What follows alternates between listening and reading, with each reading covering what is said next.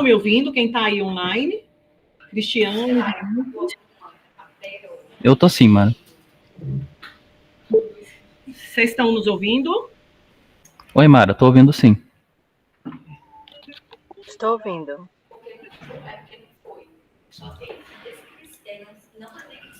Vocês estão ouvindo a gente? A gente não está ouvindo vocês. Estamos Vocês ouvindo. estão nos ouvindo? Estamos ouvindo. Eu acho que é isso aqui, ó. Peraí. Fala de novo aí, Vinícius. Oi, a gente tá ouvindo sim. Tá ótimo, agora a gente ouviu vocês. Beleza. Só para arrumar aqui o som. Beleza. Então, vamos começar. E aí você vai passando aí, então, tá? Então, hoje eu resolvi, atendendo a pedidos, falar sobre como montar um serviço de AVC, tá? Eu já tinha uma parte da aula pronta, mais ou menos pronta, e a gente terminou a aula. Depois vocês vão ver como é que eu terminei essa aula agora, nesses últimos. Em 1h e meia. Pode passar. Como montar um serviço de AVC? Então, esse é o primeiro recado. Você não monta um serviço de AVC, tá? AVC, todo mundo aqui sabe que é um fluxo. AVC é uma linha de cuidado, é um organograma. Se você monta um serviço de AVC, ou um ambulatório de AVC, ou um hospital para atender AVC, você está montando uma parte desse fluxo, tá?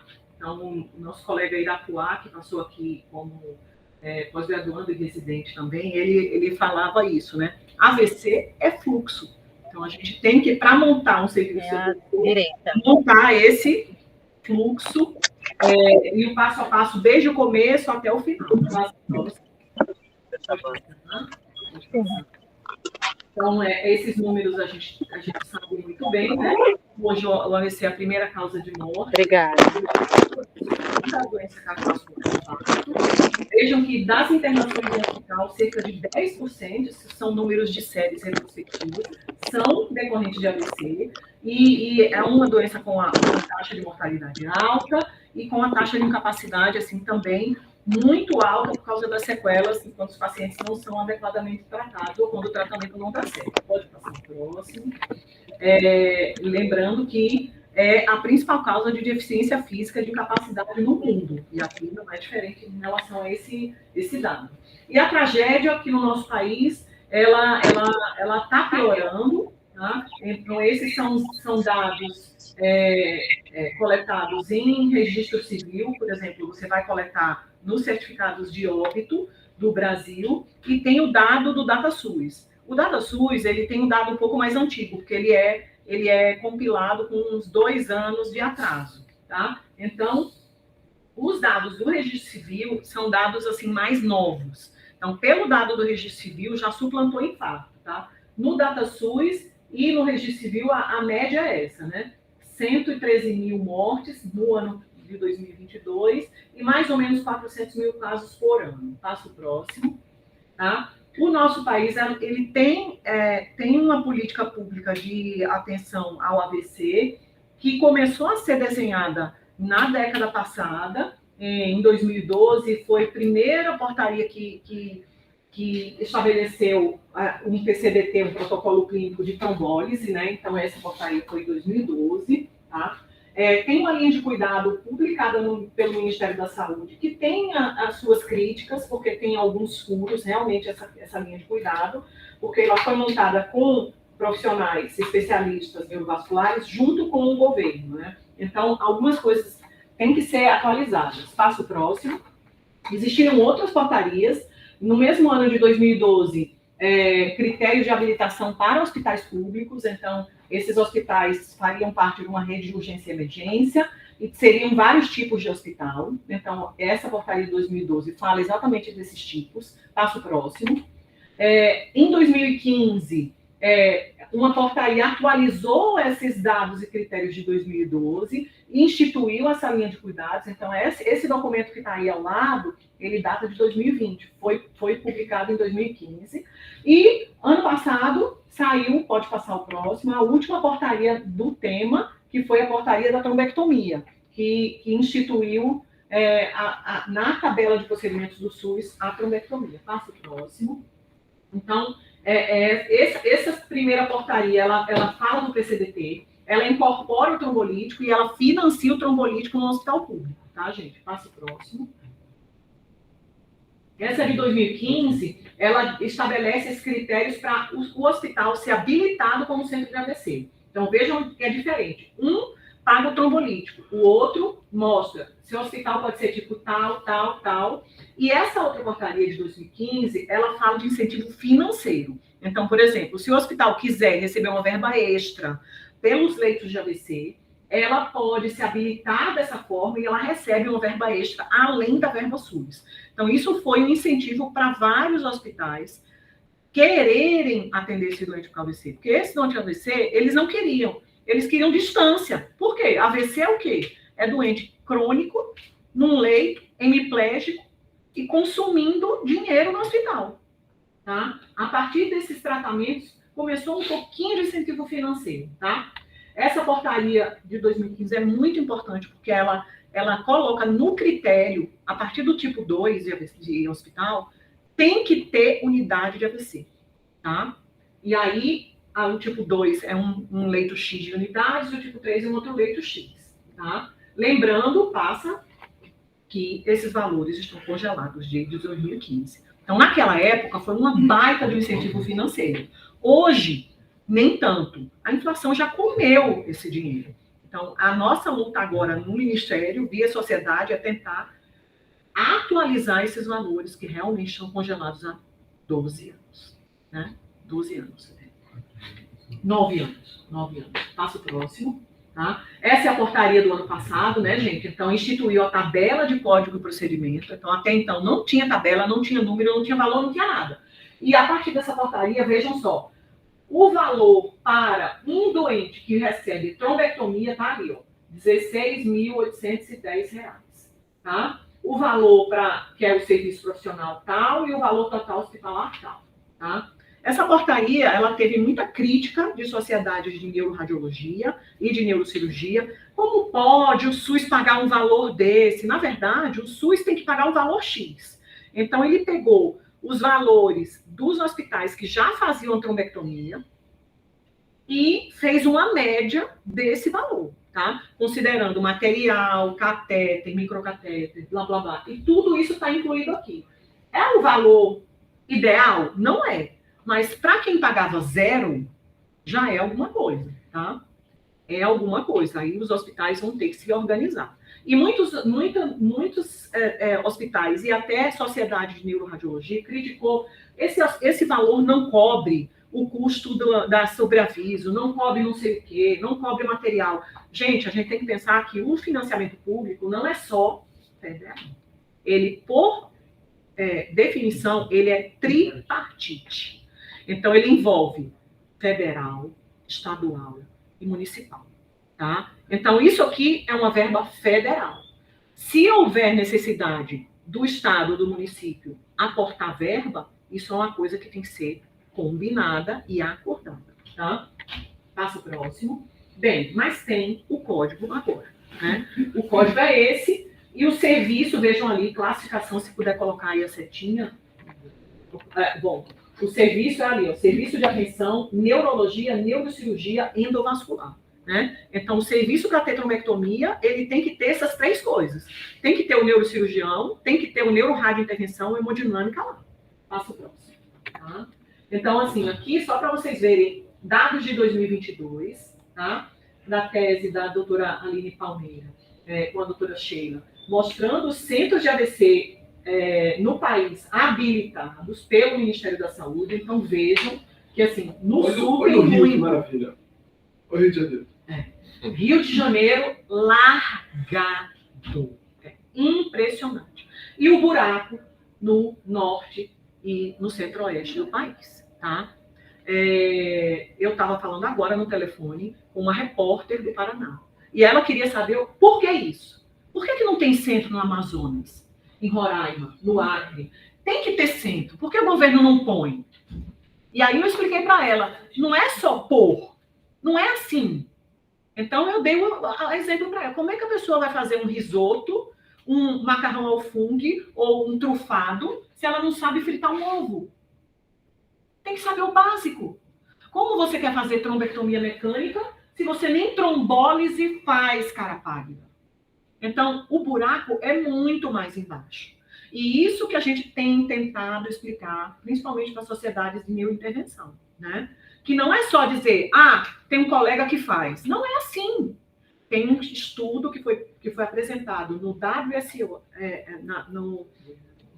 no Global Stroke Alliance, no Uruguai ano passado, de um grupo de colegas do Uruguai, de Montevidéu, que abriram um centro de trombectomia. Certo? Eles abriram um centro de trombectomia. E eles mostraram os números dele. Não reduziu mortalidade. E não reduziu incapacidade. E não melhorou sequela.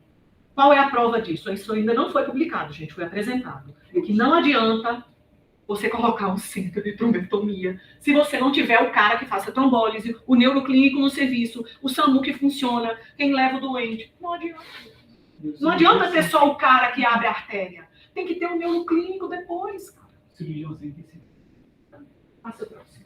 Esses são dados da tese da Aline também, tá? Mostrando a evolução do centro de AVC em 2008 e em 2022, com base nessas portarias que eu mostrei para vocês. Então, vejo que melhorou bastante, tá? Ainda há muita coisa para melhorar, mas está melhorando. Passa o próximo.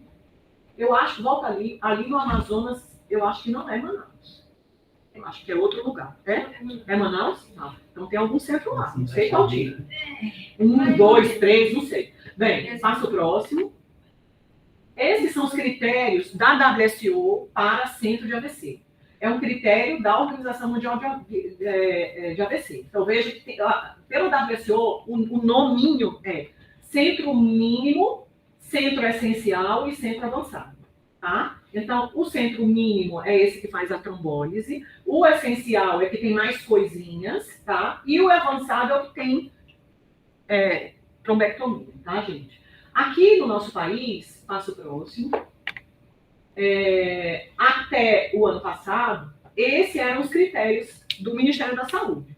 Hospital tipo 1, 2 e 3. E vejam que a diferença qual é? O tipo 1 não tem unidade de AVC. É um hospital básico para trombólise. Então, aqui em São Paulo, por exemplo, tem alguns hospitais, por exemplo, Campo Limpo é tipo 1, tem alguns hospitais que são tipo 1, que já são habilitados. Qual é a diferença do tipo 1, hospital público, para o que não é tipo 1, mas que faz trombólise também? É que o tipo 1, ele vai receber o dinheiro do trombolítico do Ministério da Saúde. Essa é a diferença.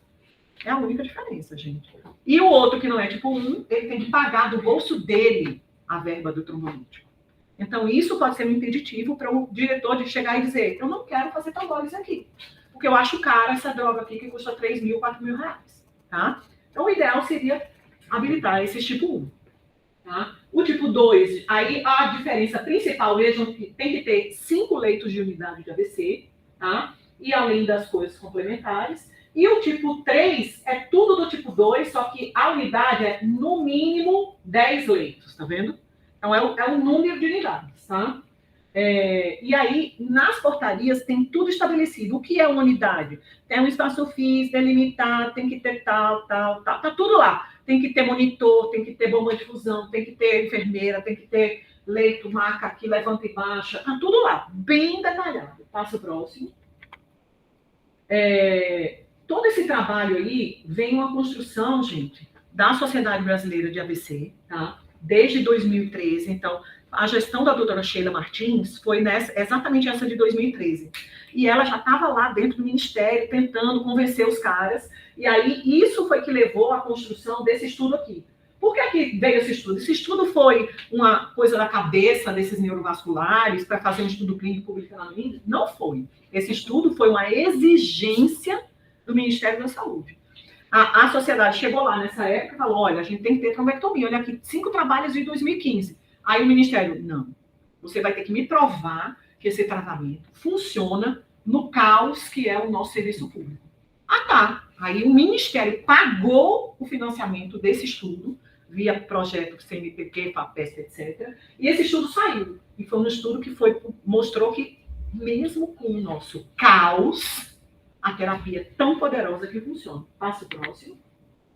Pode passar, esses números vocês já sabem. E, além disso, o próprio banco de dados do Resilient gerou outros dados, análises pós-hoc. Essa é uma das análises principais, que é a tese e o estudo da Ana Cláudia Souza, que mostrou a custo-efetividade. Então, vejam, passo próximo. Então, assim, mesmo considerando a terapia que é cara, se você pegar o quali e o que o paciente ganha é custo-efetivo, tá? Passo próximo, tá? Então, isso aí mostrou um incremento no grupo de trombectomia de 1,4, vejam só.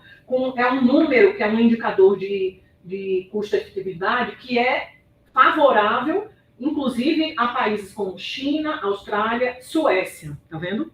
Tá? Pode passar.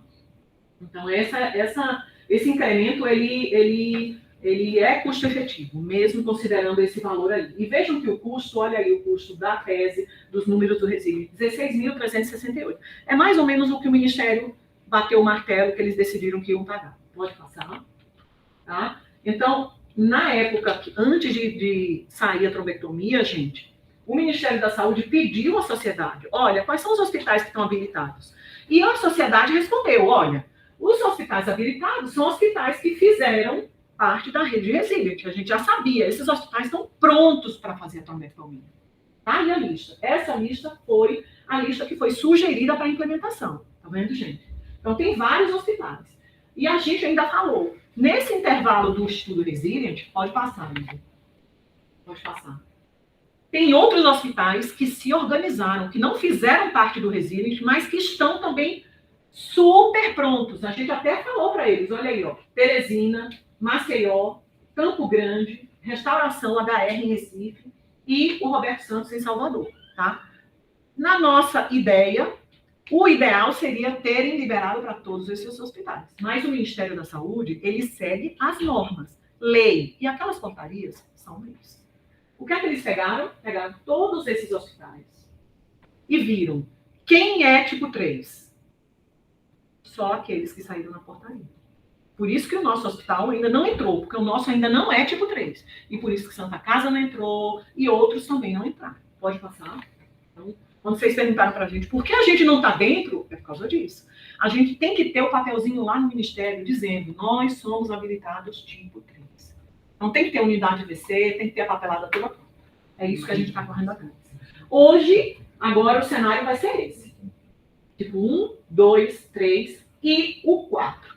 Então, vejam que para você ser tipo 4, que é o tipo de trombectomia, você tem que ser tipo 3. Você tem que ter unidade de AVC, tá? Isso é ruim em relação à necessidade do hospital se organizar, porque é mais difícil. Em contrapartida, é uma política pública, vem de cima para baixo. É bom porque vai ser obrigatório os seus hospitais terem a unidade de AVC. E isso causa um impacto incrível na qualidade do atendimento ao paciente. Neuro intensivo não serve, unidade de UTI. Não, porque é unidade de AVC dedicada. Você pode até ter uma unidade de AVC 5 leitos com uma UTI dedicada, tá? Mas tem que ser 10 leitos, tá bom? Pode passar. Então, aqui, os dados do Resilient, acreditem, fizeram com que outros hospitais da América Latina implementassem trombectomia antes da gente. Então, esse número a gente mandou. Chile pegou o Resilient e abriu trombectomia, Uruguai e Colômbia, tá? E agora o Brasil. Pode passar? Pode passar. Então, o que é a linha de cuidado? Nada mais é do que descrever essa rotina e esse fluxo do atendimento do paciente. São todas as ações, processos que envolvem esse fluxo. Essa frase, AVC é fluxo, tá? Qual a importância disso? É você organizar a rede, principalmente esse doente chegar e depois como ele vai ser liberado na água. É até poético, né? AVC ser fluxo, porque AVC é falta de fluxo, né? Então, você cria um fluxo que o próprio vaso não tem. Exatamente. Esse gráfico, eu não copiei de lugar nenhum, não, tá, gente? Eu fiz assim, eu que montei.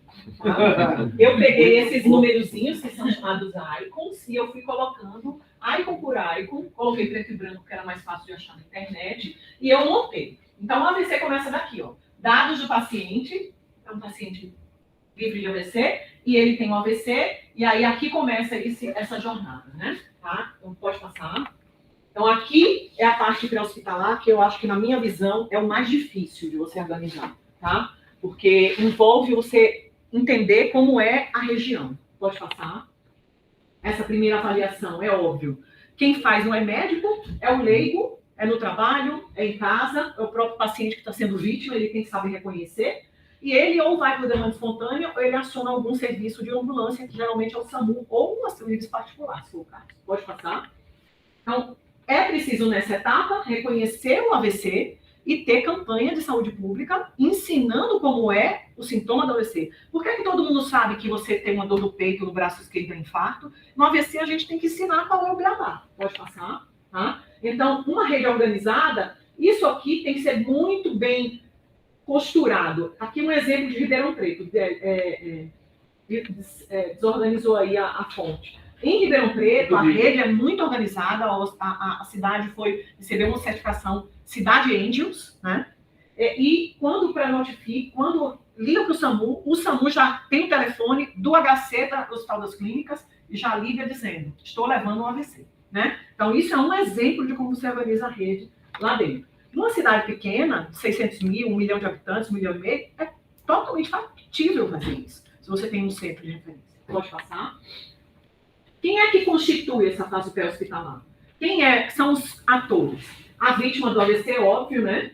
As unidades onde esse doente pode ir, que infelizmente, apesar de ser errado, ele pode ir para uma UBS, ele pode ir para uma UPA, tá? Ele pode ligar para o SAMU, dependendo da gravidade ou não, tá? Ou se o SAMU é ativo ou não, e os prontos-socorros dos hospitais gerais, que pode ser vários tipos, né? E dependendo do hospital, da região, por exemplo, em São Paulo, tem a central de regulação. Tem outras regiões que também têm suas centrais de regulação e tem região que não tem, tá? Ainda. Pode passar. Existem escalas que a gente pode sugerir na linha de cuidado para implantar nessa fase pré-hospitalar. Então, várias escalas. Primeiro, o acrônimo SAMU, né? Aquele SAUM, tá? As escalas, as pré-hospitalares, SINAT, FAST-AID, eu vou mostrar só para vocês. A do ENAID, por óbvio, no atendimento no centro médico, né?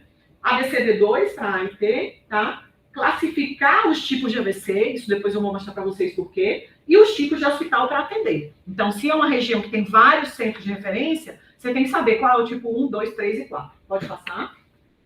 Essa é a escala acrônimo SAMU, né? Sinais de fraqueza, então, peça para o paciente sorrir, né? S, boca torta. Peça para o paciente elevar o braço, abraçar, perda de força. Peça para o paciente cantar ou falar uma frase, dificuldade na fala, e o U de urgência. Pode passar, tá? E a gente sabe que, além dos sinais de alerta comuns, tem os sinais menos comuns. Dor de cabeça súbita, alteração visual, alteração de mobilidade da visão, coma súbito, sem causa aparente, ou essa dor de cabeça sem causa aparente. Pode passar, tá? Aqui são exemplos de campanha de saúde pública em vários lugares, e vejam que nós temos o nosso exemplo do governo do estado do Ceará, tá? Pode passar. Essa é a escala de Cincinnati, muito boa, grande facilidade de aplicação para médico, paramédico, todo mundo que é treinado nela. E se tiver pelo menos um dos itens, 80% de chance disso ser um AVC. Pode passar. Essa é a escala BCD2, que todo mundo aqui conhece. Então, para você graduar o risco de um paciente que teve um AIT, um sintoma transitório, pode passar. Essa é uma escala que tem até aplicativo, tá? É uma escala para predizer se tem uma chance ou não de ter oclusão de grande vaso. Então, ela é importante nessas redes pré-hospitalar, quando você suspeita que seja um caso para trombectomia. Pode passar, vocês podem depois pegar. Aqui, só para mostrar para vocês que tem os AVCs e tem os AVCs. Então, vai passando, Igor.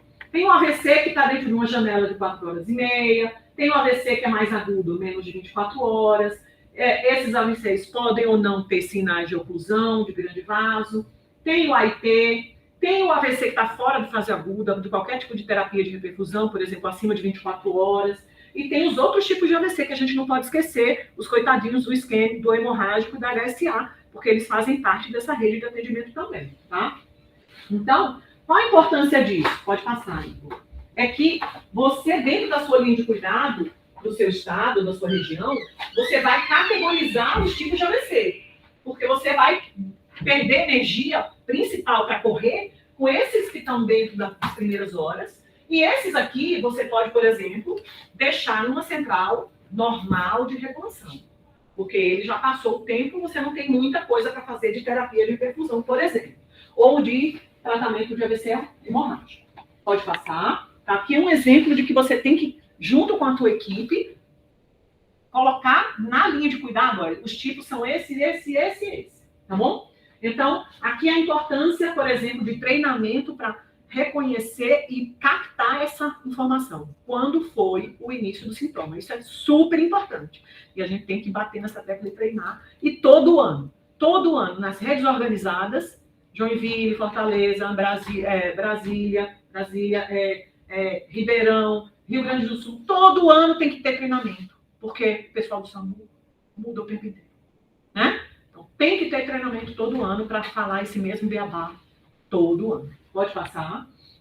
Então, assim, tudo isso determina se você deve correr mais ou se você deve ser mais tranquilo em relação ao tratamento. Pode passar. Pode passar. Aqui, esse diagnóstico pré-hospitalar, que a gente já falou, pode passar. Vejam só, um exemplo da linha de cuidado do infarto, uma linha de cuidado muito mais madura, que tem mais tempo de implantação. Então, vejam, existe um algoritmo, né? O paciente pode chegar na UPA, pode chegar em algum outro centro, aí você tem a suspeita de AVC, você tem um manejo inicial, como você deve proceder com esse doente. Vejam que ali, ó, naquele tracejado, definição do infarto. Na linha de cuidado também a gente tem que definir o que é AVC. O que é a suspeita de AVC? Pode passar. E aí, o infarto tem uma definição, olha aí, gente. É uma dor, sintoma sugestivo, retroesternal, uma dor que não melhora, que melhora assim, tudo isso. Pode passar. E aí, no AVC, a gente também tem que colocar na linha de cuidado. O que é um AVC? É um sintoma focal súbito, devido a obstrução, sangramento, os tipos que a gente vai abarcar, isquêmico, hemorrágico, VSA, não sei o quê. Para fins de atendimento, quais vão ser os tipos? Hiperagudo, agudo, crônico, fora de janela. Pode passar. Então, tudo isso você define, monta na sua linha de cuidado, tá? Passa. Pode passar. Aqui, aquela coisa do treinamento regular do pré-hospitalar. E onde levar esse paciente? Então, aqui, ó. O SAMU vai levar para a UBS, para a UPA ou para o hospital? Vocês sabem, né? Pode passar, Igor. Não e não. É óbvio. SAMU, por favor, não me decepcione, tá? Você pode até uma demanda espontânea nesses lugares, mas SAMU não, né? Tem suspeita de AVC? A gente tem que bater nessa tecla. Leve direto para o hospital, ponto. Pode passar. Essa é o gráfico da linha de cuidado do Ministério da Saúde. Vejam só que tem UPA e UBS. Pode passar, Igor? Então, isso aqui a gente ainda não conseguiu mudar, mas a gente quer mudar, tá? Então, a gente acha que tem que ser unidade hospitalar, SAMU, e orientar os pacientes a irem de forma responsável, se chegar numa UPA e para um hospital, tá? Pode passar. E tem até esse terminho lá, em algumas linhas de cuidado, tem assim, encaminhar de forma responsável o paciente para um centro capacitado com tomografia, tá? Então, aqui são pontos críticos que o gestor tem que pensar, né? O local com tomografia, interpretação imediata, saber o hospital de referência da região, disponibilização do trombolítico, ou por verba federal ou por verba local, tá? E disponibilizar o acesso a todos os exames. Pode passar, pode passar. Passa. Passando. Essa parte, gente, o diagnóstico intra-hospitalar e o tratamento, na minha opinião, é a parte mais fácil, tá? Porque aqui você vai construir, junto com a equipe do hospital, um protocolo de AVC de um hospital. Isso aí é muito, eu acho que é a parte mais fácil. Pode passar. Menos difícil. O protocolo, atendimento rápido, estabelecer código vermelho na chegada da emergência, definir essas emergências, retirar o doente que está numa tomografia, fazendo uma tomo de abdômen da sala da tomografia e colocar a emergência, que é o AVC, tá? Treinar a equipe do hospital, da emergência, com escala do NIH, e saber esse passo a passo dos exames principais, dos exames laboratoriais, protocolo de como você iniciar o trombolítico na sala de emergência, na tomografia, etc. E aí cada serviço cria o seu protocolo. Pode passar. Então, neuroimagem. Saber que tem que ter esse básico aqui, que é uma tomo simples de crânio e, idealmente, uma angiotomografia, tá? Então, toda vez que você coloca uma linha de cuidado, que você coloca um hospital para ser tipo 1, 2 ou 3, na Secretaria do Estado, tem que ter esse acordo que o Estado e o município têm que ajudar nessa construção dessa imagem, porque no SUS não tem angiotomografia, tá? Então, tem hospital que tem angiotomografia e tem hospital que não tem, a gente sabe. Pode passar. E lembrar que neuroimagem mais avançada, ressonância, tomoperfusão, apenas em casos pontuais, não é o dia a dia, nem o feijão com arroz na rede pública de saúde. Pode passar. E lembrar que essas imagens têm que ter uma disponibilidade de 24 horas, 7 dias por semana. Pode passar. Tá? Então, aqui a importância na radiologia, um laudo tem que ser rápido, ou se você não tem um laudo, pode passar, você tem que ter esse acesso da imagem, ou em loco, ou por telemedicina, teleradiologia, ou o que você queira fazer, tá? E com essa imagem em mãos, você libera ou não o doente, por exemplo, para fazer trombólise ou trombectomia. Pode passar. Aqui só um exemplo de neuroimagem avançada. Hoje, provavelmente, esse tipo de avaliação com tomoperfusão, na minha visão, vai ficar mais restrito a você tentar estender janelas de tratamento de trombolítico. Então, aqui no nosso serviço, o Léo aqui fez um caso belíssimo, semana passada, retrasada, justamente usando essa ferramenta. Então, você tem ali um doente numa janela na trave, 4 horas, 5 horas, 6 horas, você está em dúvida, você não tem o que fazer, e você, com certeza, essa é uma ferramenta bem razoável, ou uma ressonância com mismatch, difusão flare, se você não tem disponível a tomoperfusão. Pode passar, tá? Pode passar, Igor. Pode passar. Aqui, no pós-tratamento, pode passar.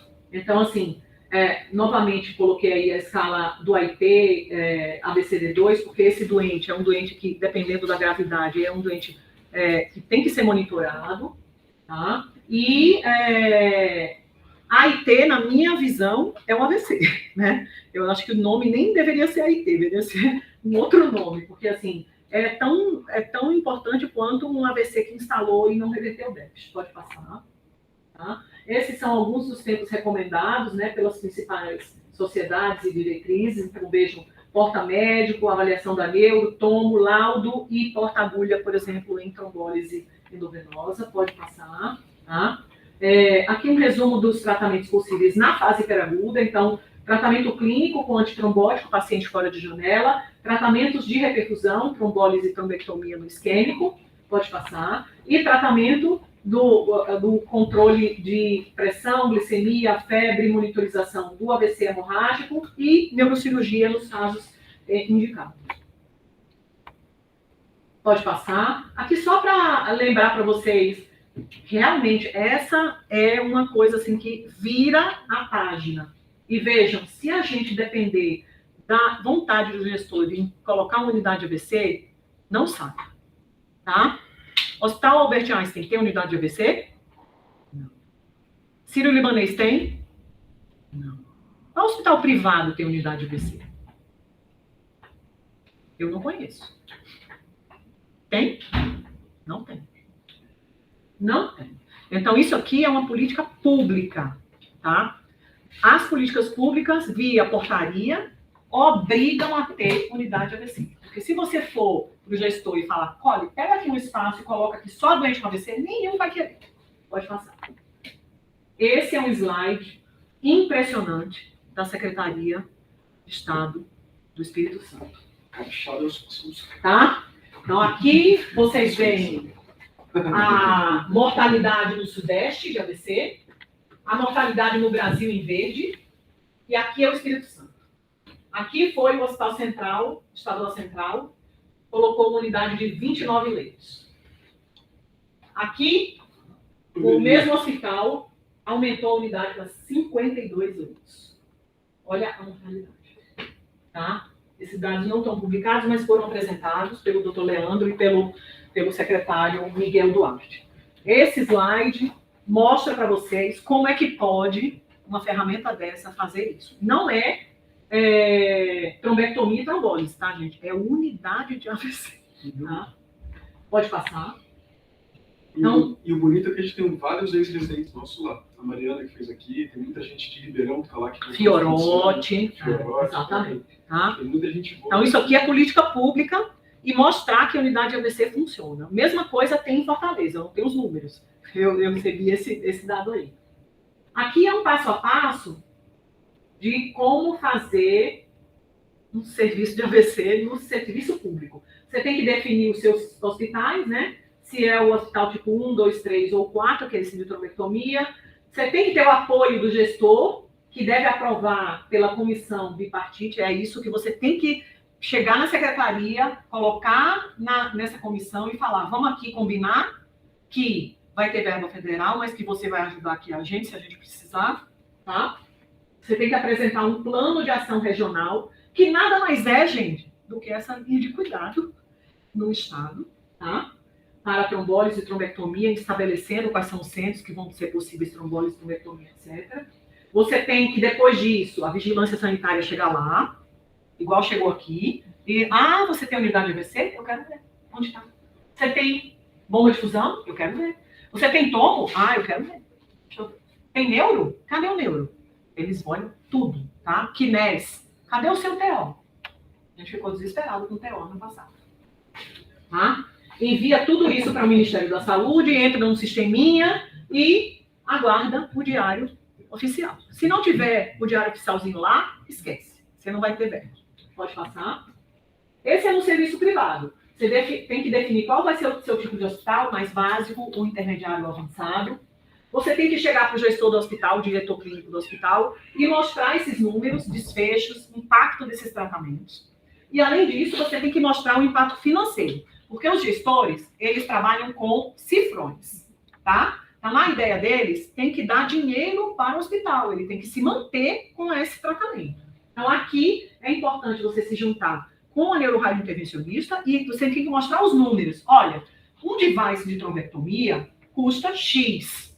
Você compra no fornecedor por X. Você vai ganhar em cada trombectomia que você fizer X, para ele ver que é mais vantajoso financeiramente tratar um paciente com AVC com trombectomia do que fazer uma cirurgia de desvio de septo. Porque na cabeça deles, eles acham que desvio de septo dá mais dinheiro, custo, do que uma trombectomia. Não é. Você tem que pegar esses números com os colegas da neurorádio. Você tem que bolar um protocolo de AVC do hospital, definir o atendimento, se vai ser neurolocal, neurodistância, como é que vai ser esse atendimento à distância, se vai ter telemedicina. O ideal é que você tenha uma teleradiologia à distância, acesso remoto a essas imagens, tá? Você vai treinar as equipes, escala da INAE, escala de Cincinnati, triagem, pronto-socorro. Você vai certificar todo mundo da equipe e tem que criar um monitoramento, porque não adianta você fazer o centro de AVC e você não ter os dados desse centro de AVC. Então, tem que ter alguém dentro do hospital que vai ser responsável por coletar esses dados, tá? Que são os indicadores. Pode passar. Aqui são os dados para você mostrar para o gestor do hospital, que tempo é cérebro, pode passar. E quanto mais rápido você fizer, menor o NNT, não tem esse negócio, está com 4 horas e meia. Ele chegou com 1 hora, tem tempo. Então, você tem que explicar que não é assim. Se ele chegou em 1 hora, você tem que fazer em 1 hora, né? Você não pode, ele tem muito tempo, está dentro da janela, tá 4 horas e meia, daqui a 4 horas. Não, é aqui, ó. NNT vai caindo. Pode passar. As diretrizes. 1A, então aqui é importante você colocar que é 1A de evidência. Então, se pegar uma família esclarecida e não fizer o tratamento, processo, tá? Tem que explicar isso para o gestor. Pode passar. Pode passar. E esse passo a passo do serviço público, a gente tem tudo disponível no nosso site da Sociedade Brasileira de AVC, tá? Então, a gente tem todas as portarias, a gente tem todos os formulários para você habilitar se o hospital tipo 1, 2, 3 e 4 está ali. O formulário para encaminhar para o CIB, Comissão Hiperpartite. O anexo, tá? Porque tem uma memória lá, que você faz o cálculo de quantos leitos, etc. tá? E toda a documentação que é exigida para você habilitar isso na Secretaria do Estado local. Pode passar. Existem os indicadores de qualidade, que a gente já sabe, a maioria, isso é importantíssimo dentro da linha de cuidado, ou dentro de um protocolo de AVC institucional no hospital privado. Então, são vários exemplos, né? Tempos, porta-tomo, porta-avaliação, trombólise, agulha, virilha, etc. Taxa de trombectomia do serviço, taxa de trombólise, se foi ou não admitido em unidade AVC, taxa de prescrição de antiplaquetário, anticoagulante, estatina, avaliação, reabilitação, etc. Olha aí, Copilot, viu, Fabiano? Fantástico. Fantástico. E todas as referências. Bom. Fiz isso agora de manhã, Agora... ouvindo o Férez. Tá? Passo próximo. Classificação clínica, ensinar isso nos treinamentos continuados, né? Qual a classificação que você vai utilizar, ensinar o emergencista quais são os sinais e a localização anatômica. Por exemplo, o sintoma capcioso de tontura vertigem, que eu acho que é um dos mais perigosos em emergência, é esse tal desse sintoma. Pode passar. Classificação etiológica, pode passar, Igor, que é chovendo molhado para vocês, tá? Então, a mais utilizada, TOAST. Fontes cardioembólicas, ter isso dentro do seu protocolo escrito, porque se tiver fonte de médio e alto risco, anticoagulação indicado, pode passar. Exames iniciais básicos, exames complementares para casos selecionados. Então, mais uma vez, deixar isso por escrito no protocolo, pode passar. Tá? O combo de tratamento do AVC hemorrágico, lembrar que agora com as evidências do Interact 3, mudou radicalmente esse tratamento dentro de um combo de tratamento, pode passar. Tá? E tudo isso que eu falei aqui, gente, vocês podem à disposição ter no site da nossa sociedade. Lembrando que para os hospitais privados ainda tem uma outra coisa que você pode fazer no seu centro de AVC. Você pode ser certificado, tá? Então, para as equipes, tem as certificações do NIH e de ranking, tá? Estão disponíveis lá os links, gratuitos. E para os hospitais, existem certificações internacionais. Por exemplo, Joint Commission é uma das mais conhecidas. Existem certificações privadas, por exemplo, certificação Angels, é uma certificação, uma parceria do laboratório que faz treinamento continuado em centro de AVC. É um tipo de certificação. Uma outra certificação agora, nos últimos 4, 5 anos, a certificação da WSO, que é uma certificação onde você tem mais ou menos as mesmas coisas e você recebe um selo da Organização Mundial de AVC e da latino-americana, que também certifica o seu hospital como centro de AVC. Então, isso é gratuito, tá? A Angels é gratuita e essa da WSO também é gratuita, tá? Pode passar, é só querer. E é isso. Vou passar essa aula para a nossa colega.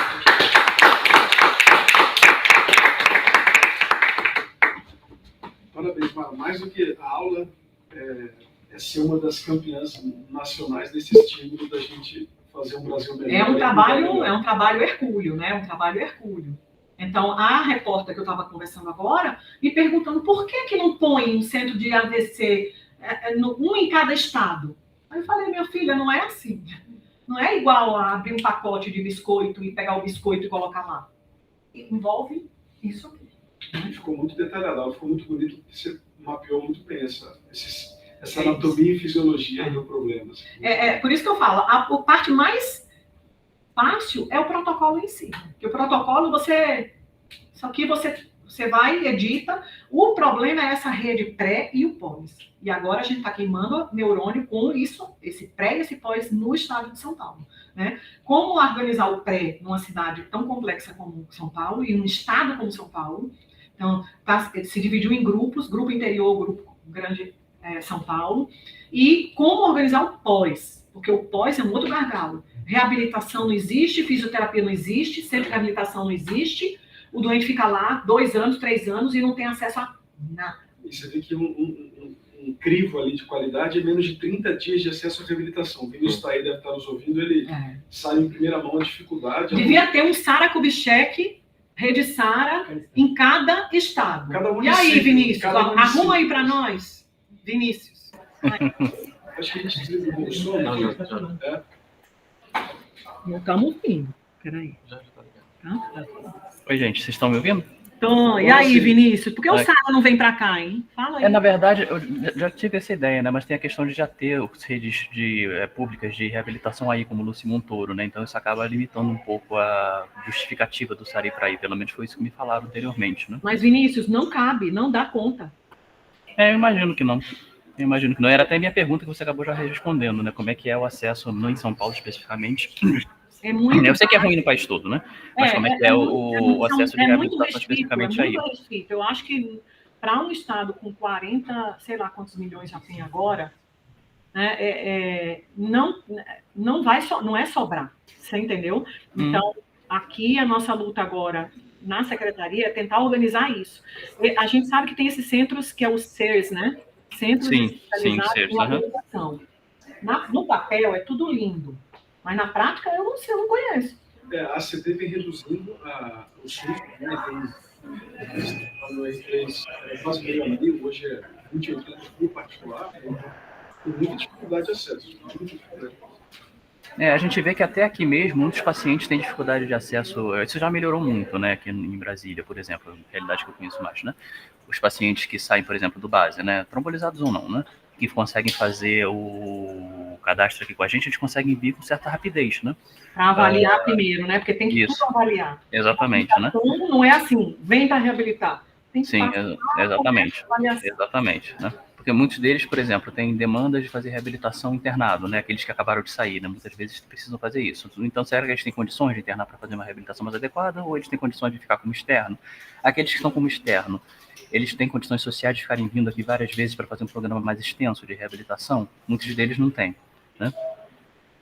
Então, acaba ficando meio que entrecortada essa questão da reabilitação e acaba que não é muito eficaz, né? Então são várias variáveis que acabam entrando na reabilitação pós-AVC imediata, né? E fora aqueles pacientes que por algum motivo ou outro, muitas vezes daqui mesmo, demoram, sei lá, 5 anos para poder pedir a reabilitação aqui no nosso serviço, considerando que você poderia pedir a qualquer momento, né? Mas nós temos pacientes com pedido de 5 anos de AVC, 10 anos de AVC, aí pelo primeiro pedido no cadastro para reabilitar depois de 5, 10 anos de um AVC. A gente não consegue entender o que aconteceu. Ele realmente não sabia nem que existia, né? Um serviço de reabilitação, ou que existia reabilitação pós-AVC. E eu não falei aqui, mas uma outra coisa que existe, e não é infrequente, na cidade tem um centro que trata o AVC agudo, trombólise, etc. E, às vezes, o hospital que faz a hemodinâmica não é esse aqui, é um outro hospital. Esse é um outro problema. Goiânia é um exemplo, Maceió é um exemplo, João Pessoa é um exemplo, tá? Então, algumas vezes há essa dicotomia, tá? Então, Goiânia, os meninos lá, a gente teve uma reunião da sociedade junto com a Secretaria de Saúde de Goiás, para explicar para eles que quando eles forem aplicar para o centro de trombectomia, não adianta aplicar o GOL, que é o hospital que tem hemodinâmica, porque o GOL é só trombectomia. Tem que aplicar de uma forma combinada e tem que ter esse interhospitalar muito bem organizado para chegar lá e depois ir para o outro lugar, entendeu? Ainda tem... Mas eu fiquei numa dúvida. Então, na verdade, tem hospitais que estão credenciados, já que tem essa questão de fazer trombectomia em um outro serviço que não é o de porta que o paciente chegou? Sim, assim, exemplo, Goiânia é um exemplo. O hospital que é esse de trombólise, que tem neurovascular, residência, tudo de AVC, é o Hugo. Só que a referência da cidade para hemodinâmica e neurointervenção é o UGOL. Então, se eles precisam de hemodinâmica, tem que pegar o doente com a ambulância, levar para o UGOL, fazer e voltar, entendeu? E não adianta querer cadastrar só o UGOL, porque o UGOL só faz trombectomia. Não tem neuroclínico lá, entendeu? Esse é um problema que tem em Natal, João Pessoa, Maceió, em vários lugares, tá? Não me pergunta por que esse modelo. Eu acho que é alguma questão de financiamento, eu não sei o que é, tá? Mas existem esses modelos. A Secretaria do Município decide que um local vai ser referência hemodinâmica e que o outro local vai ser referência clínica. É isso. Isso que começou pela cardiologia. É isso. Né? E isso para o AVC, a gente perde tempo com isso. Tá?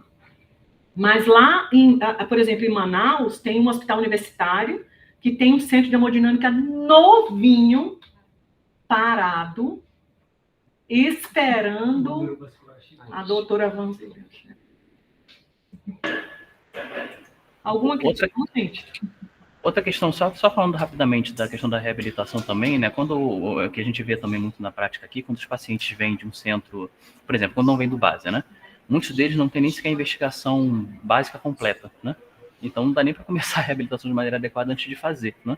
Isso é outro limitador que acontece também, não sei se acontece, deve acontecer em todos os outros serviços, né? Mas talvez serviços de reabilitação que não tenham como fazer os exames que a gente consegue aqui fazer no nosso, né? Sejam mais limitados ainda em relação a conseguir iniciar a reabilitação desses pacientes, né? Por exemplo, paciente que não fez sequer um Doppler de carótidas, fez só uma tomografia, exames básicos e foi mandado para a reabilitação, não foi trombolizado, 2 vezes foi trombolizado, né? Isso é uma coisa que a gente vê, assim, obviamente quando vem do base isso não acontece, né? Que o hospital que está tem uma organização, uma referência aqui no DF, mas quando vem de outros locais isso acontece com certa frequência. Sim. Tá bom, gente. Agradeço a presença de vocês. Tá? Obrigada, viu? Obrigado, gente. Bom dia a todos.